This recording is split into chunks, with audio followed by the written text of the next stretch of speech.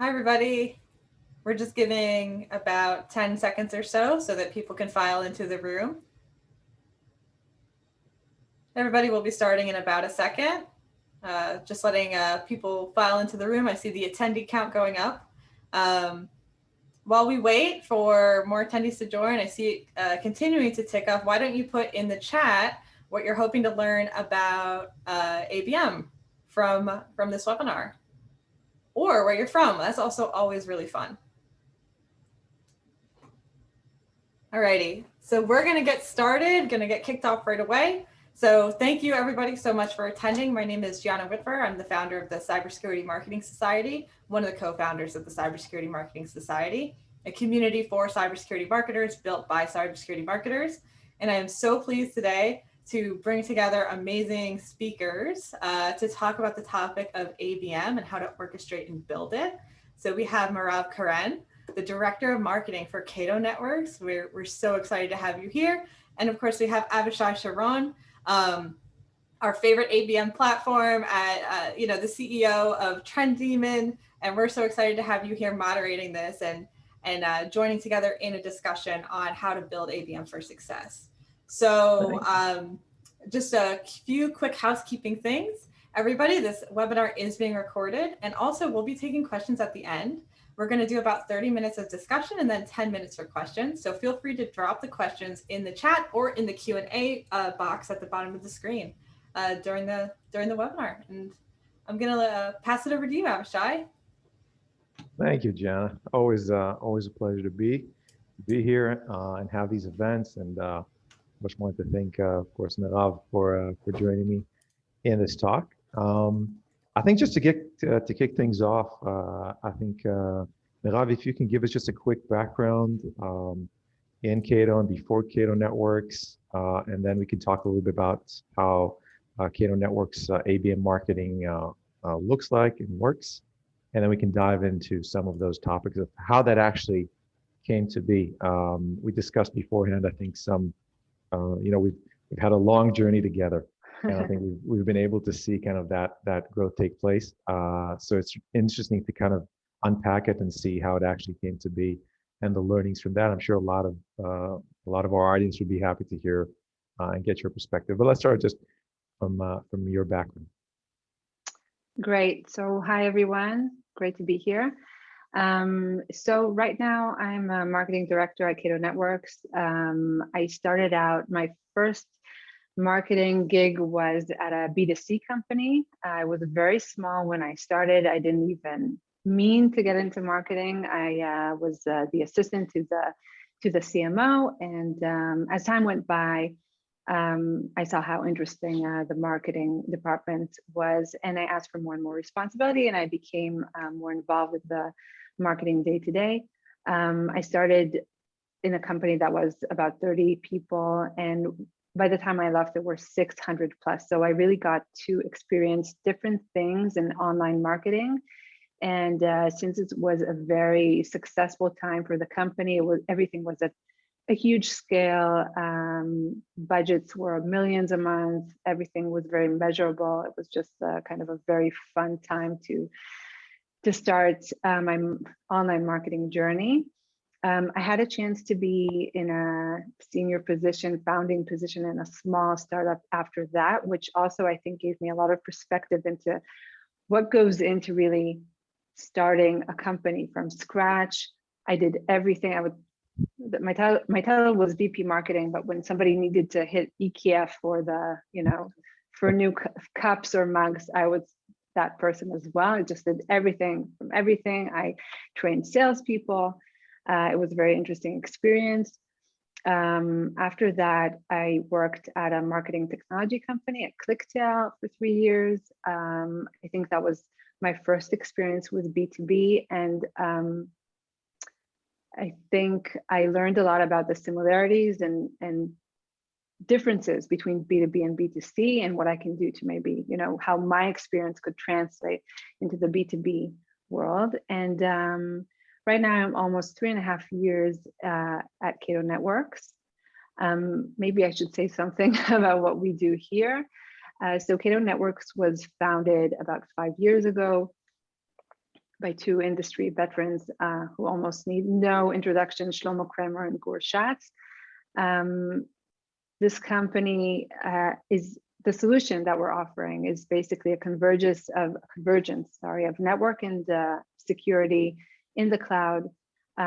It's a very disruptive solution that replaces legacy ways of doing things. Our target audience are IT managers and above. And this company started 3 years ago as I think there were about 60 or 70 people, and now we're 330 something, and we serve hundreds of customers around the world. It's been the most fun 3 years in my career so far. So I can speak about that a lot as well, but perhaps we want to dive into ABM or online marketing. Yeah, so I think that, you talked about the journey, and one of the interesting pieces in your personal journey is really that, first of all, the transition from B2C marketing to B2B and having that. But also I think in terms of Cato Networks, I'd love to hear a little bit more about kind of the marketing operation, how that looks like. If you could take us in, because you've had this phenomenal scale and growth, and there has been probably lots of transitions during that time, and how you're doing and the emphasis that you're putting. So I'd love to hear on how Cato Networks marketing looks like today and how it evolved kind of with the past 3 years that you've been there. Sure.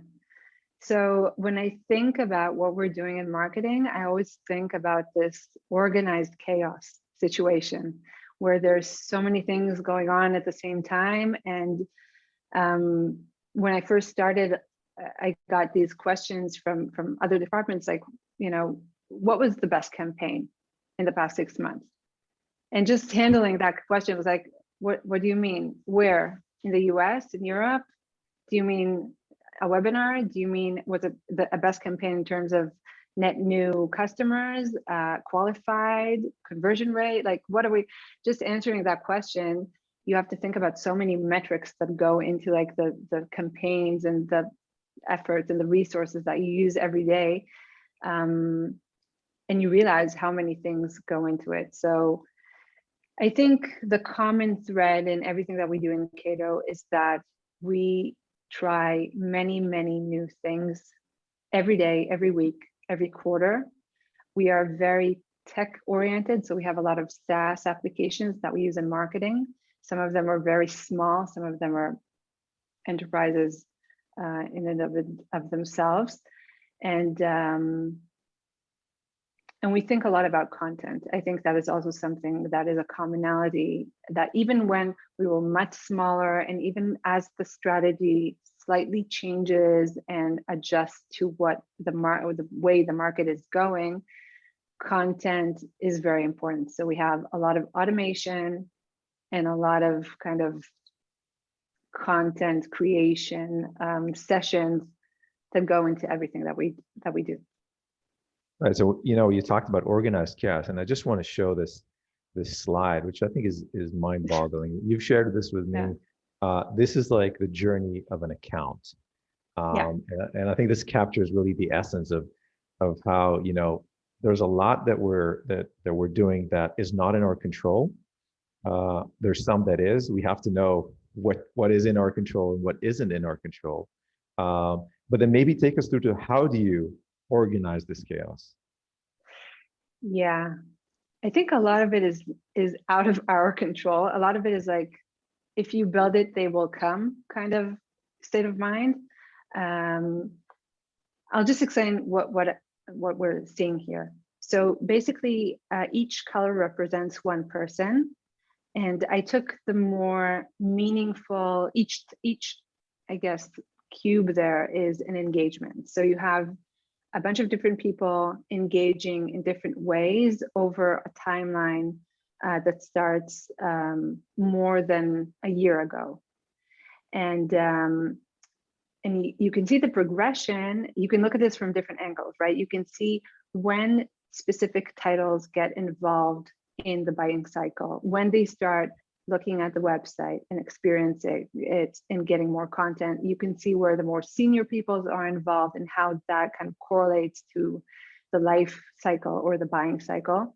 And I think what for me is really interesting in kind of a macro level is that every single source is used. Like there's no, I was really surprised to see Bing here. I never thought that Bing would be part of a customer journey. And there it is. We're a B2B company and we're talking to IT managers, and still Facebook is one of the sources that is part of this really, really important account. So I think it's not necessarily knowing exactly what works, but it is realizing that different people consume content in different platforms in different ways, and not everybody responds to emails. You kind of need to find a way to be in as many channels as possible. And so looking at this, and you mentioned content, and I think, you know, the question is, that when you're building those experiences, basically what you're saying, look, we cannot control the journey of an account or a person, but we can be in charge of the quality of the experience, of what's its purpose, of where it's positioned. Those are things that you are putting a lot of thought in, as opposed to how do I get person A to click, you know, Yes. a certain thing, right? Yeah.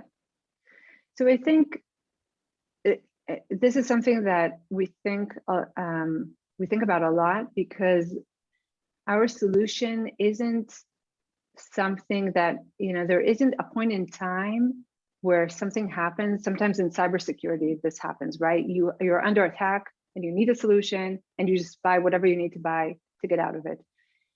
Cato Networks is more of a kind of future proofing your network and security. So there is not one crucial point in time where you have to make the decision. And I think that's why it forces us to think so deeply about the content, because we need to think about, you know, what is the state of mind of the person. I think it's always true, but in some ways it's really emphasized here. We have to think about, okay, so if he, you know, he sees something on Facebook and it's very top of funnel, and they click it and they come to our website, what are they expecting to see? Why is it so important for us to, you know, take the necessary effort and resources, and there's a lot of effort here, to have the person see the right page or the content that they were looking for, and not just immediately try to shove them into a demo or you know, kind of push them down a funnel. So when I spoke to Daniel, who was then at Audio Codes, and Limor, one of the things, the common threads was that marketing, first of all, stopped seeing itself as just a lead generation for the sales, but as an enabler for people to raise their hand. So you're not pushing them, shoving them into a sales process. You're enabling them through this experience, through content, and waiting for them to be ready to take that next level. This is something that you're doing in Cato Networks as well. And that brings me to that relationship between sales and marketing, that handoff, how that happens, how that communication is between, look, we've done this, is this working? And that feedback loop between sales and marketing. Yeah. So I'll answer the first part first, and then I'll get to the second. I think having people raise their hands and saying, I want a demo, is really the holy grail. And I get asked a lot how I can bring more of those. But the quality is a factor as well, right? So you have to have people who are actually interested, not some, you know, people who kind of, you made them click the button, but they're not really there. It is something that we think about. It is a sort of a KPI, sort of, because it's not the one main KPI. We're tied to the business outcome at the end of the day. But if we have some, I would say, a lot of interest in those raised hands when they get there, because we know that when somebody actually says, yes, I want a demo, or I want to meet you, they actually they are in the right stage. They're in the buying cycle. They know what they want, they know what Cato does, and they really do want to speak to us. So yes, we do put a lot of energy into getting more of those raised hands. In terms of communicating with the sales, so the handshake for us is with pre-sales, with our SDR team. And then they do a discovery call before the lead moves to sales. So in that sense, I think sharing as much as possible about not just the content, like this lead downloaded XYZ, but where it happened, when, the recency, what it means, how many other people from the company did something similar, is there a surge of intent, as much information as possible that you can give your sales team is probably for the best. And vice versa, we get a lot of info back from them. So we get a lot of, we get some pushbacks. We get some compliments, less than pushbacks, but we do get compliments. And then we can kind of tweak the way we do things. I can give an example. We used to do a lot of content syndication, and as per usual, the SDRs picked up the phone and they called the people, and the people said, I have no idea, I don't remember, I don't recall downloading anything, or I don't know what Cato is, or who are you, or why are you calling me? And we decided that even though this is kind of a more expensive lead in terms of cost, we are not gonna prioritize it as high as other engagement. So for us, it's closer to a signal of intent than an actual download of a content, if it was on LinkedIn or on a website or via blog or anywhere else. And so we have to do that kind of dance around the metrics and the weight of every engagement in order for that communication to really work. And you mentioned KPIs and being aligned. How deep are you looking at those KPIs? Do you have like full journey vision and accountability? Or is this more like a nice to know? How are you looking at those KPIs? I think we absolutely have an accountability for the entire journey. We're measured by pipeline. And pipeline, not just in terms of dollar or like how many dollars we brought in, but also how many opportunities contributed to that pipeline. So it's not enough to just bring a huge deal at the end of the quarter. Happy end of quarter two, by the way. We also have to think about how many opportunities we brought, which region. We have goals per region, per every single metric. Of course, we do look at early success metrics as well. So we look at opens, clicks, downloads, likes, everything that you can imagine. But at the end of the day, our CEO opens Salesforce and looks at the pipeline and how much pipeline marketing generated. And that's how we're measured by. And now talking about your ABM approach, you mentioned it's kind of more the flexible or more kind of lightweight ABM. So how does that operation look like, and how do you tie in intent into the account process and follow that through? How do we tie intent into ABM? So I think intent, if you had asked me a year or two ago, what was the most important thing, I would say intent. But thinking about this webinar last week, I would say that changed to intent plus personalization. I think that is really kind of the secret sauce behind our ABM effort. So what we do is we take, to answer your question, we look at ABM as a combination of the demographic fit, right? The ideal customer profile in terms of demographic and firmographic fit. And then we layer onto that intent, whether we have it on the person level or the account level, and then we have to find the right people in that account. But we kind of do that overlap between who is the potential fit, and then if they have intent, and that becomes the target audience that we're looking at and that all our resources are focused on. And the way that we focus our resources on that person would be to factor in their title, their language, their stage in the buying cycle, their type of industry, just any single data point that we can in order to serve them with the right personal experience. And you mentioned that this is not the classic kind of target list type of ABM, right? You don't have like just 400 companies your marketing to, right? It's a pretty wide angle. So I think it's interesting to see, even though you're marketing to a wide audience, why have you chosen ABM as a methodology, as an approach? And how do you connect that? Because usually ABM is really looked at just for, hunting whale. And you're saying, no, we have a pretty wide net that we want to throw in. Still ABM is an approach that we're using. Yeah.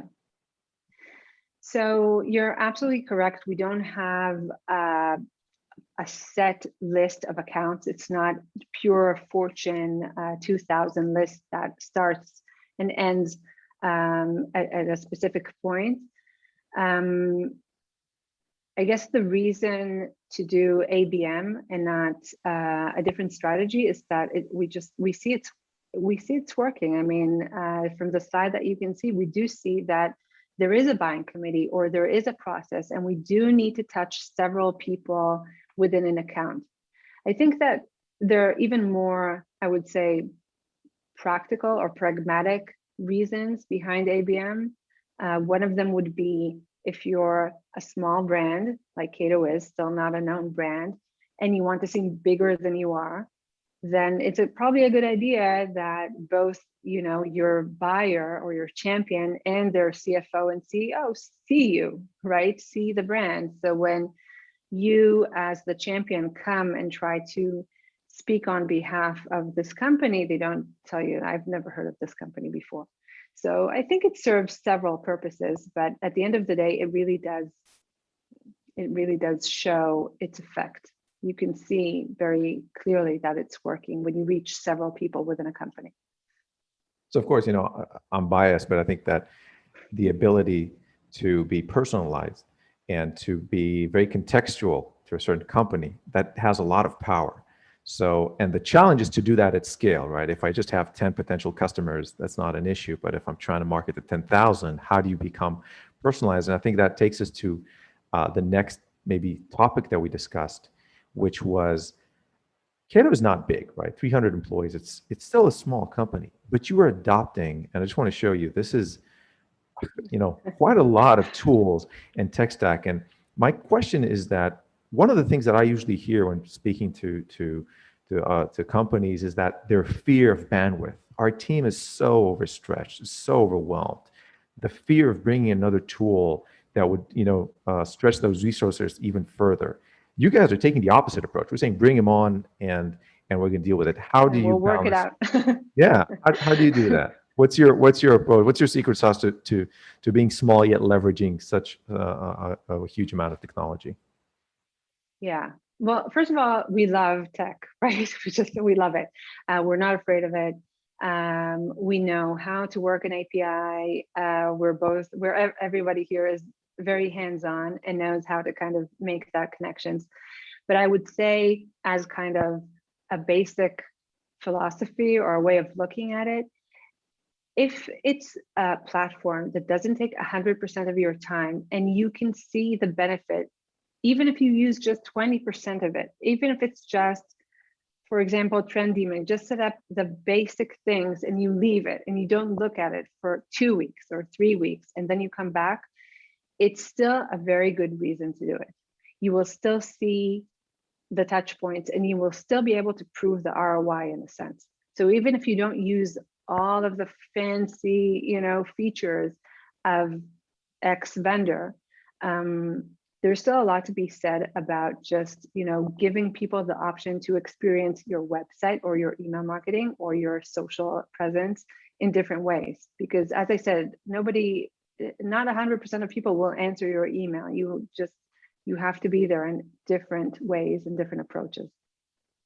And do you feel like from the get-go, it was your approach to flex that technology muscle? That was an agenda on its own. So leveraging technology, besides just its purpose, had its own, its own value of being kind of comfortable with trying in general. And I think marketing in general is trying, but trying and failing with technology is okay. It's fine to do those things. Well, yeah, I always say with marketing, I was in this course once and they asked us, I was not with other marketing people, I was the only marketer there, I think. And they asked us how we handle failure. And I always said, marketing, this is what our business is. We fail this, 9 out of 10 times we fail. That low expectations, right? That's always a good agenda. You have to accept that many of the things that you do are not going to work, but the trick is to be very quick about it. So you have to understand quickly what doesn't work, quickly what does work, and try to replicate what the success that you have, right? I think that's what makes you successful. And I see the tech stack in the same way. So if we onboard a new vendor and it doesn't meet our expectations, or we can't utilize it, or something goes wrong, we have to be very quick about replacing it. And the vendors that do work for us, we've been using since day one. So I think it has to do with the culture, but I'm not objective, but I don't see a way of doing it without it. Okay. There are some questions that we got from the audience before the webinar, and we've broken them down to several parts. I think a lot of the audience members probably interested in understanding when you started out with ABM and you realized that was an approach you're going to adopt, what was the hardest part to execute? What are the things you nailed? What are the things that you failed? Hardest part to execute. I think execution was, I think the hardest part was actually before the execution. We had to decide what is our audience. That's a whole discussion. A lot of what we do is set by what salespeople, what the sweet spot of the salesperson is. So if it's easier for our salespeople to sell a specific industry, that is what we're going to go for. And then if you want to look at execution, you have to have enough richness of content and campaigns around that specific industry in this example. I think there's a lot to say about being on the same page with the salespeople, with your partners, about telling everybody again and again, this is what we're doing this week. This is what you should expect. If you see this, this is what we think you should do. And listening, back to the feedback that they give as well. We had tons of failures on the way. We had campaigns that we thought would be phenomenal. We tried DSP a couple times, never really worked that well. We tried Google Ads. That didn't pan out that well for us. We didn't stop trying. We're still, we're switching gears, doing something else. But I think we were very quick in realizing when it doesn't work. So I think it was an okay failure to have. Right. So I think talking about scaling, as you were scaling and ramping up, and you realized things were working, was it just about doing more, or did you realize that you had to constantly move those pieces around? It wasn't just about piling down and doubling down on those things, or was it? Well, I think as we were scaling, we had to think more about the journey. So it wasn't enough to just have all this like disparate pieces of campaigns going on, just hoping that some of them go together and some of them, the pieces don't go together, and maybe it'll be okay. I think we had to dive deeper into the content, really think about it in kind of the micro sense. Okay, so a person goes through A, what is B going to be like and why it's going to be like that? And when I send the email or when I show the pop-up, what does it say exactly? Because I don't want it to seem like just a generic message. I think that's a big challenge, because you can personalize endlessly, but you have to find out where you want to, where you want to start and where you want to put all your resources in. So I think that's a lesson.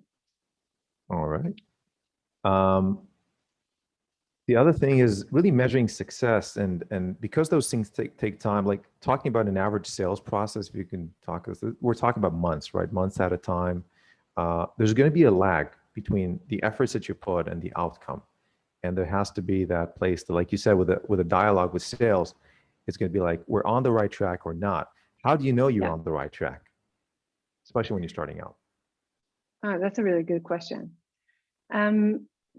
I think there has to be a mass, like a minimal mass of leads or content or whatever it is you're looking at to make a decision. So let's say you need at least 50 or 100 leads just to find out if where you're going is the right place. And if your resources are stretched and you can't spend more than, I don't know, a few dollars or $50 per lead, then you have to find the resource to do that, and then you have the channel to do that. Okay, so that's so if it's intent, which are usually less kind of more manageable in terms of cost leads, then you can bring in those leads, try to see how you can start to engage them with your content. So see if you can find them on social, see if you can find them, you know, get them to come to your website,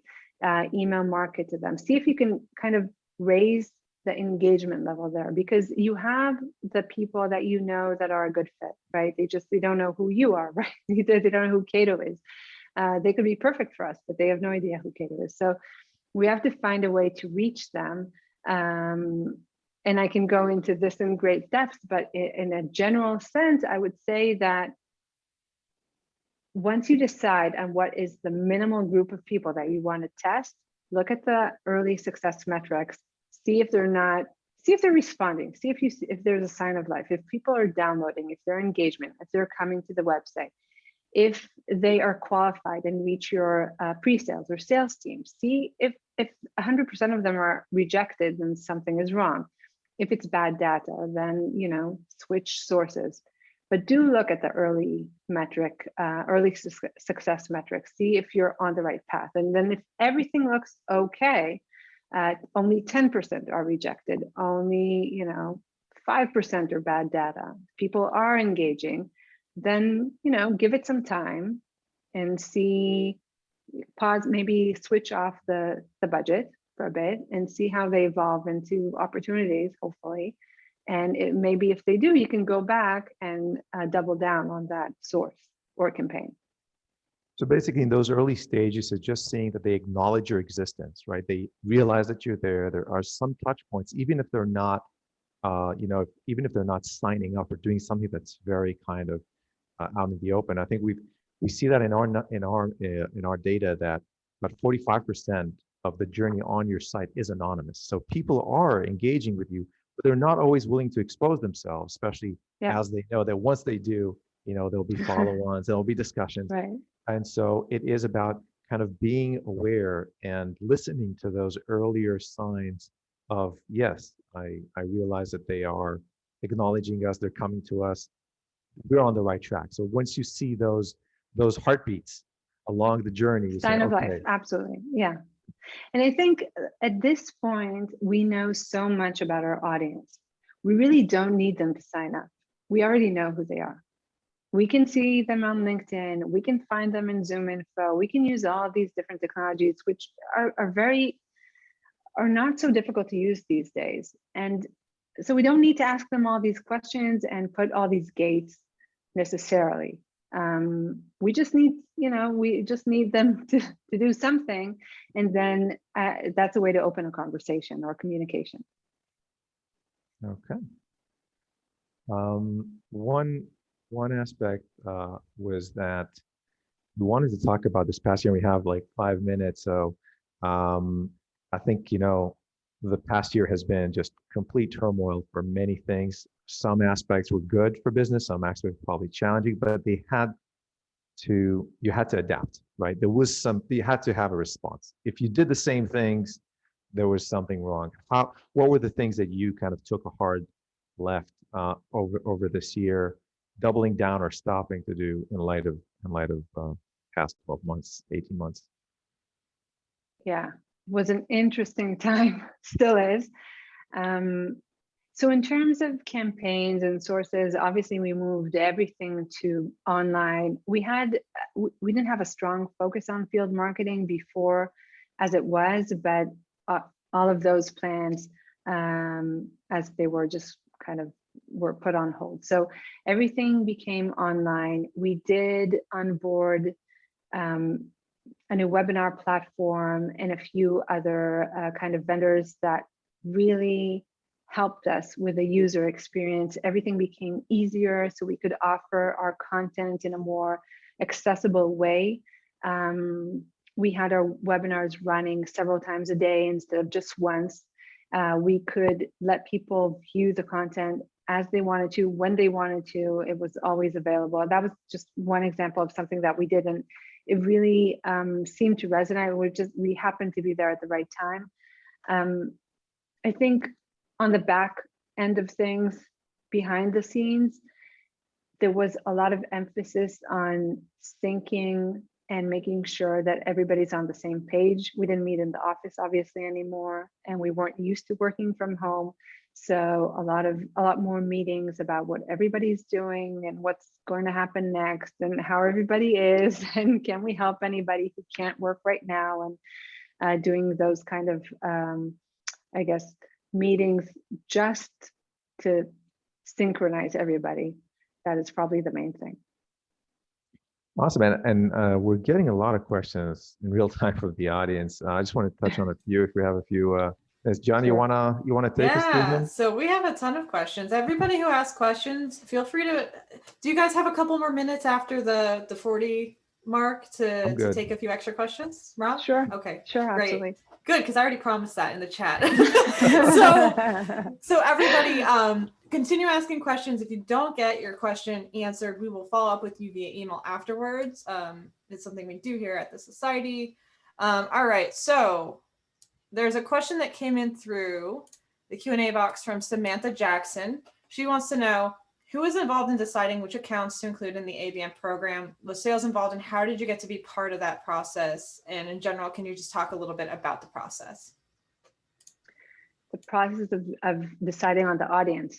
Mm-hmm. Yes, absolutely. So who gets to choose? I think it's a discussion, right? I mean, it's not always just about the product or the solution. I think even years ago, Cato was able to sell to very big enterprises, but the selling, or I guess the sales team efforts, were focused on more medium-sized businesses, right? That's where they saw the more immediate success. That's where the sales cycle is slightly shorter, and maybe it involves less people. So it wasn't just about what is the best product fit in terms of audience. It was also, where do we want our sales team to have the most success? And then we kind of calibrated it backwards to see what we need to bring into them.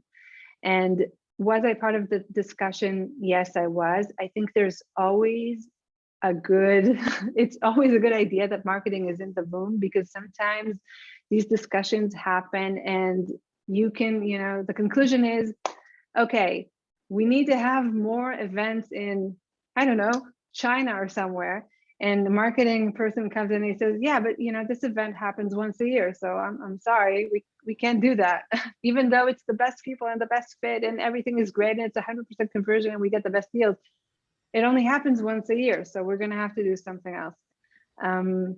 It's an ongoing discussion. I would say this: once you decide on it, it's always trial and error. So you decide on the audience, you try to get as many people who fit that target audience, and then you have to look at you have to look back and see, okay, maybe we have to go smaller here, maybe we have to go bigger there, maybe this geo just doesn't work for us, we don't speak the language.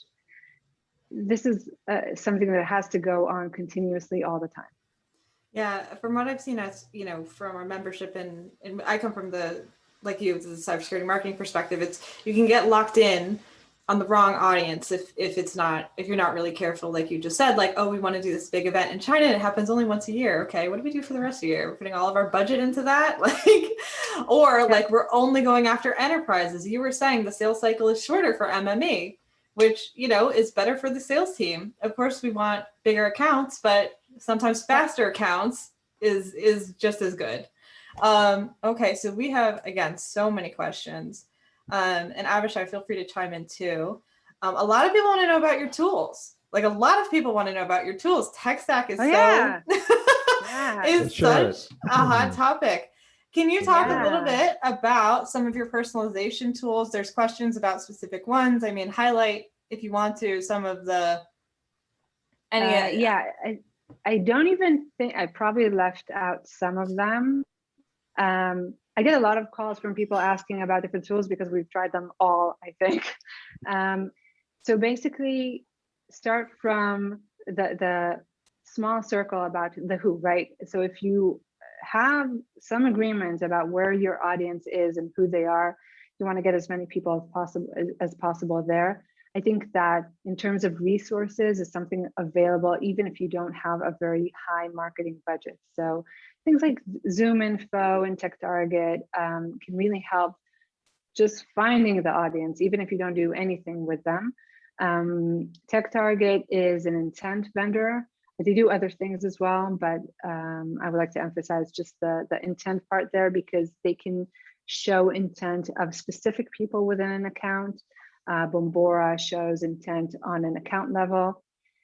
People ask me, why do you always need all of these more and more intent vendors? And the reason is I don't think one covers everything. Each of them has their own system of recognizing what an intent signal is. They cover different regions. They have different focuses. So I think for us, I'm lucky enough to try more than just one. And then where, so again, going back to that same kind of not everybody answers email idea, I would say try to be there in many places as possible, even if you're just doing the minimum.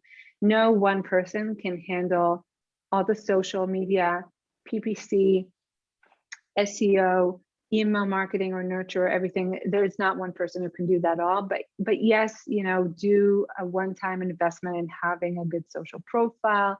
Yes, ask the team members or people, other employees to share things on social. That takes care of that part.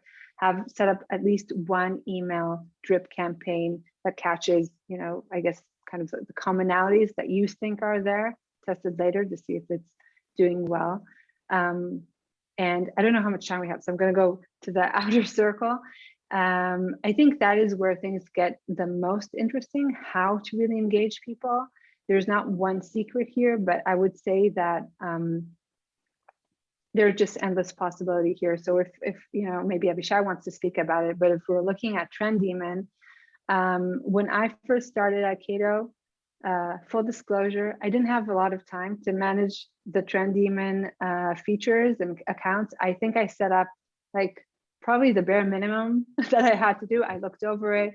I saw the results. I saw that people are using the content. We did kind of recommended content and we saw that it was working, but it wasn't something that I could really scale until I had more people on the team and people with, more knowledge to take that kind of baseline of success and try to enrich it with more features and more personalization. So if at the beginning it was just based on geo, now we can do geo and industry or geo and a targeted account. And there's just, it's a whole universe there that you can dive into endlessly. So just to think that one of the aspects when thinking, because I'm sure that a lot of people look at this and say, there's no way I'm going to start, tomorrow onboarding a lot of these tools. But one aspect, and I think this is what Cato has always done, is look at things that are always able to connect to a journey that you're always are able to, correlate to or have some accountability in order to know, do I want to continue pushing this? Do I want to stop? I know one of the questions, Gianna, right? It was, how do you connect when you have so many tools? How do you connect this into a unified view, into a unified journey? So I think starting with that is really, first of all, being able to capture that and then being able to start adding different touch points around different sources so that you have this discussion. Is this actually feeding into my customer journey? Because just throwing things out there that is not measurable is probably going to be more challenging. Nobody starts from day one with, this like huge complicated orchestration of the tech stack and everybody goes through a journey. It's not a day one kind of thing. It's, block by block and little by little, you build it out. That's great. I think Mike Brazier from the UK, I think that answers your question that you had in the chat too about how to scale these. So if you have a follow-up or if you want more info, just ask another question. We have a question from Callan. What insights do you use to fill the intent to action gap during the account journey? And what tactics have been more effective for you? Intent to action. Wow, that's a great question. What tactics? I've used every single tool I have in order to get those people who have just intent to act. I will say that an interesting discovery was that in some specific regions, our pre-sales team wanted to cold call people with intent because they saw someone else from the team did an engagement. So I wouldn't say it's only a pure marketing responsibility to move people from intent to action. I think sometimes, especially if we're talking about ABM, you will see somebody from a specific account that you're looking at do an engagement or have an engagement, and then your sales team would actually want to speak to his colleague or boss or senior manager. So we see that as well.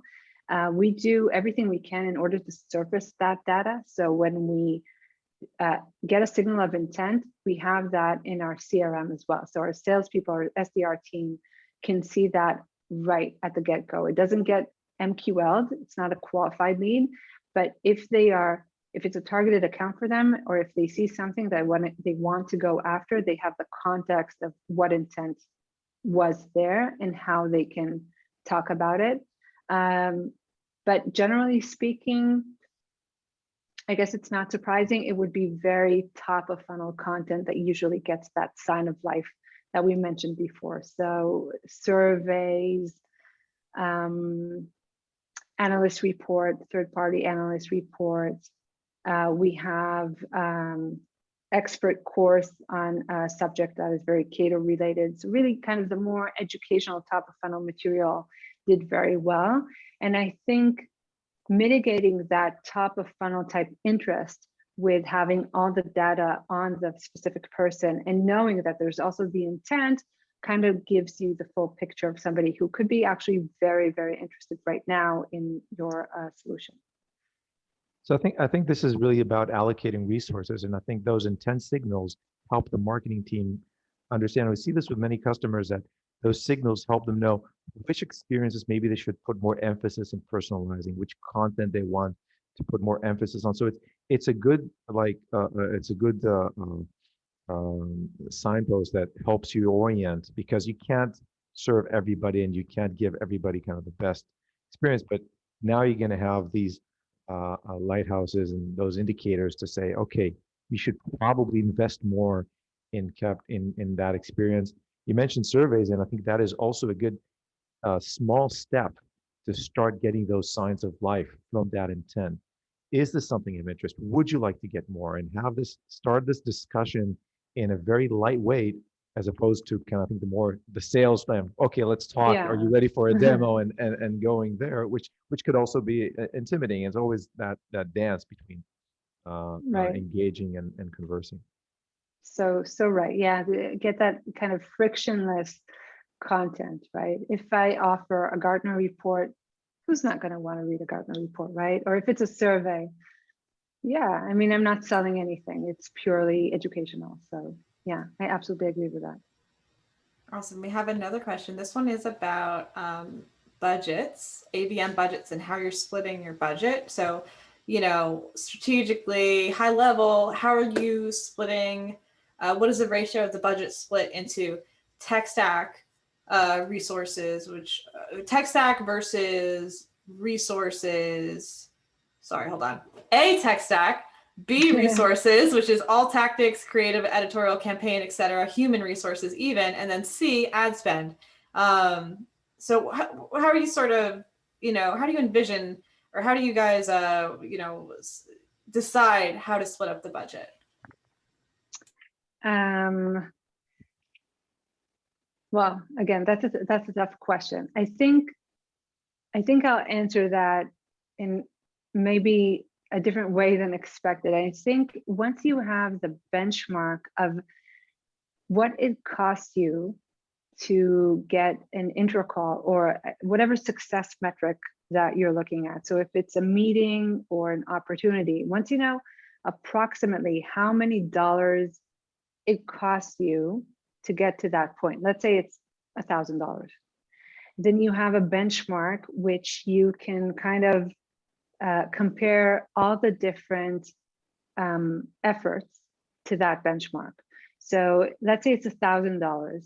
You can buy leads that are $100 each, but then you want to see if $1,000 of those leads got you to one opportunity or one meeting or whatever it is.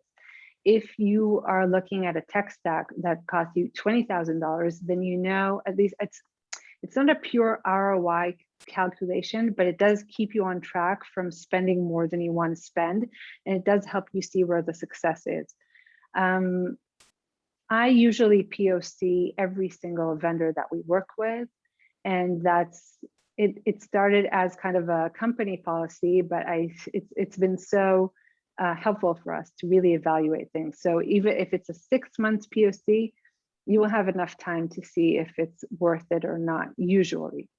And I think that can keep you on track. I don't think there's one kind of formula to 50% goes here and 50% goes there. There are things that are easier to switch on and switch off. Ads is one example. And there's some things that you're going to have to dive into an annual commitment. But I think if you can POC them and if you have that benchmark to kind of keep you on track, then you should be okay. You should see where, you know, it's okay to have a vendor that is a complete failure or a source that isn't successful or a campaign that just flops. It happens. You just have to put more into what does work. Great. So I think we have 2 more questions, unless the audience keeps sending in questions. And actually, we'll start up at the hour mark anyway, because I think people will start having to go. But okay, here's a quick one. So sizing of how you started with your ABM when you were choosing your target accounts, like what size of accounts did you do? How many accounts did you start with? So again, we have a kind of endless list of accounts that we can target. Our target audience, when we researched which accounts would be the best fit, we looked at the number of employees and the revenue of each company. And that kind of gave us the scale. But in our specific instance, there isn't a set list. I could give you a list of 10,000, or I could give you a list of 200, depending on, you know, specifically the types of accounts or the level or the sales cycle. So I don't have one answer for that. I think if you want to get started, you need to think more, not just on how large the list is, but also on where you can find those people. If the list is comprised by people who it's going to be very hard for you to get to as a marketing person, or in regions that usually don't respond so great to online marketing, like Germany, then you may want to add to that list also a region that is easier for you to reach. I don't think there is like a number that can help out here, just again, surfacing what you can offer as marketing, what Zoom Info has to offer, for example. Awesome. And then the very last question is from me, actually, because I'm so curious about this topic. And then I'll pass it over to you, Avishai, back to close. But so what, Merav, what is your perspective on video demos? So there's all this hot talk in our community, across marketing in general: ungate everything, ungate, ungate, ungate.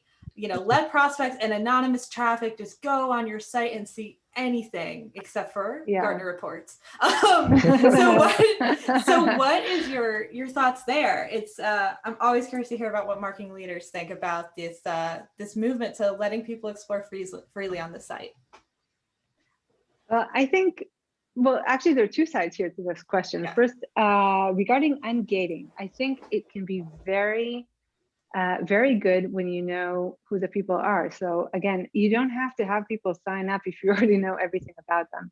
It only makes sense to do that if there's a purpose to it, if it's kind of either signals their commitment, or you want to ask them something that you don't already know. I'm all for ungating things. I am for 100% tracking them nonetheless. So it's a bit more difficult and maybe it's not so clear cut, but yes, track them, whatever you do. In our case, if we recognize the user, then they won't see a form. And then it's very easy for them to access. I think going back to what Avishai said about user experience, it's becoming increasingly more important to make life easier on your users. So you can't go and gate everything, even though it worked well for the past 10 years. In terms of demos, I think it's super important. I think people want to look, to peek inside the hood. They want to see the engine. It's interesting to them. When I look at a vendor, I don't want to do, I mean, I can speak from my own experience. I don't want to see just really nicely designed slides. I want to see the actual, like, what am I getting at the end of the day? And I think a lot of people see things the same way. There is no reason not to show a demo. I guess that's my perspective on that. I like that perspective. That's what I'm trying to hear. That's what I was looking for. That's some validation. You have my vote. Thank you.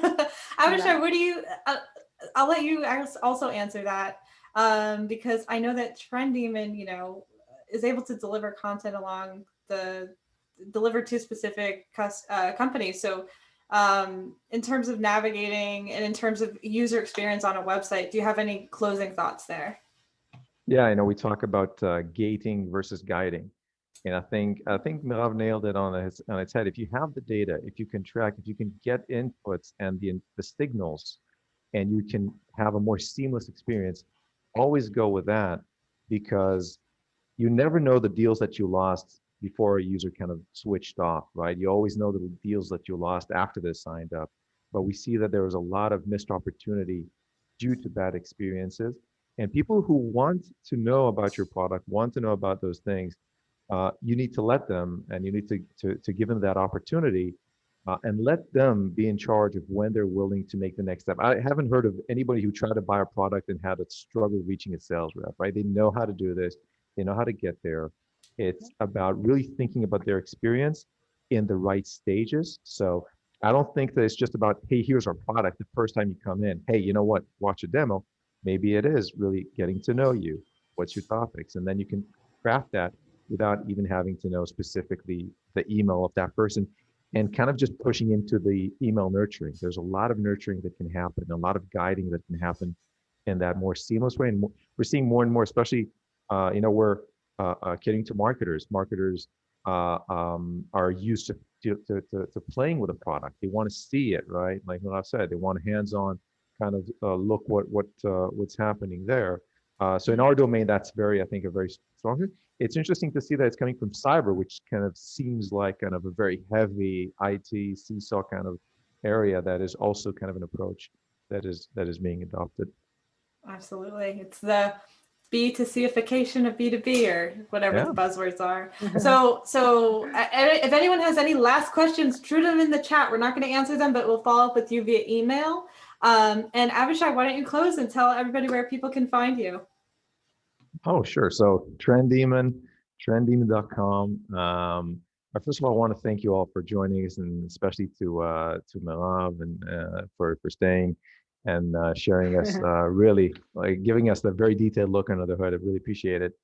And you're welcome to come to trendemon.com.